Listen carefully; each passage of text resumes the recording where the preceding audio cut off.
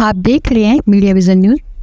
प्रदेश की ग्रामीण अर्थव्यवस्था में पशुपालन एक प्रमुख घटक है। प्रदेश सरकार ने पशुपालन के माध्यम से ग्रामीण अर्थव्यवस्था को सुदृढ़ करने के लिए अनेक कदम उठाए हैं।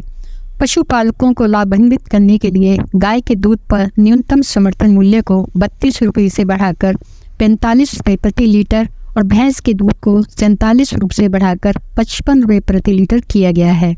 दूध की खरीद पर न्यूनतम समर्थन मूल्य प्रदान करने वाला हिमाचल देश का एकमात्र राज्य है। दुग्ध उत्पादन के साथ साथ दूध से बनने वाले उत्पादों को बढ़ावा देने के लिए जिला कांगड़ा के डगवार में दुग्ध प्रसंस्करण संयंत्र की स्थापना की जा रही है। प्रदेश में दुग्ध का बेहतर विपणन सुनिश्चित करने के लिए दुग्ध उत्पादक सहकारी समितियां गठित की जा रही हैं।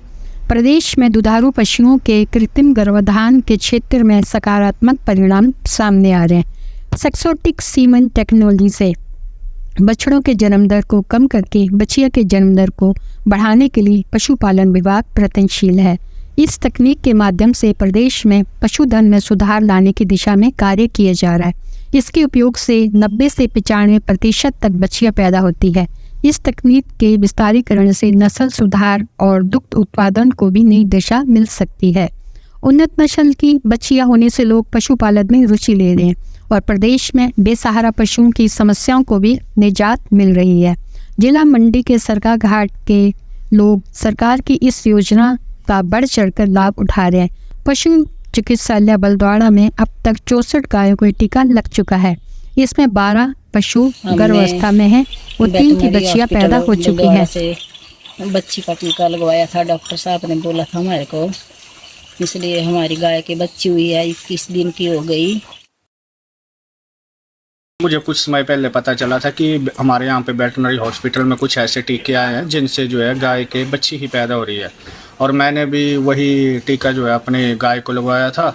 और अभी कुछ 3 महीने पहले जो है हमारे भी बच्ची पैदा हुई और बच्ची जो है वो काफ़ी हेल्दी है। तो इस स्कीम के लिए और इस प्लान के लिए जो है मैं सरकार का भी धन्यवाद करता हूं और सुखविंदर सिंह सुक्खू का धन्यवाद करता हूं कि जो उन्होंने ऐसी योजना चलाई।